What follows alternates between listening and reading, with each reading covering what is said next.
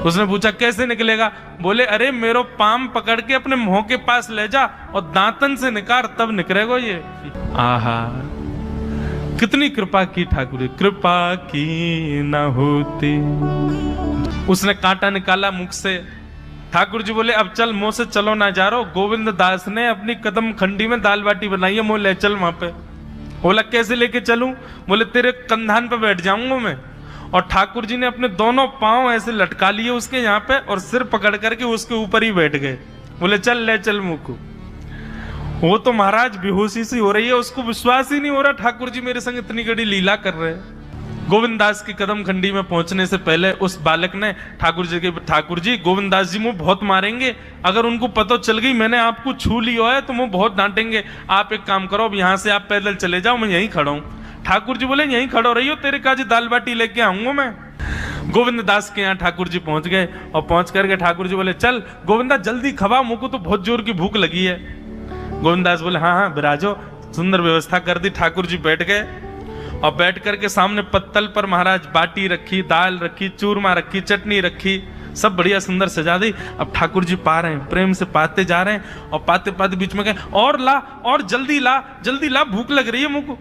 गोविंदास बोले पहले इनको तो खा लो। अरे ना है तू जाने ना है मंदिर में मेरो भूख कैसे लगे?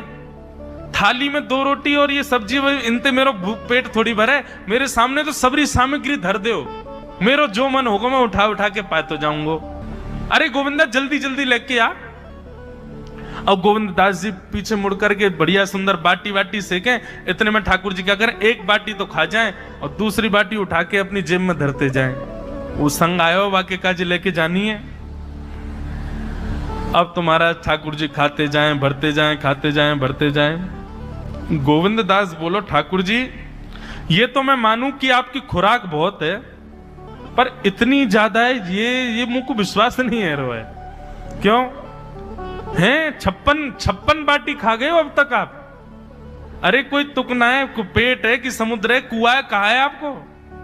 ठाकुर जी बोले अच्छा दारी के ऐसे बोले, चलो जाऊंगा मैं। अरे नहीं जय जय आप तो पाओ। ठाकुर जी तो जेब में भरते जा रहे थे। अब ठाकुर जी का पेट भर गया। ठाकुर जी बोले चल भैया गोविंदा अब पेट भर गया, नेक देर हम एक पेड़ के नीचे बैठ के नेक सुस्ताए लें, फिर बाकी बाद मंदिर में जाएंगे।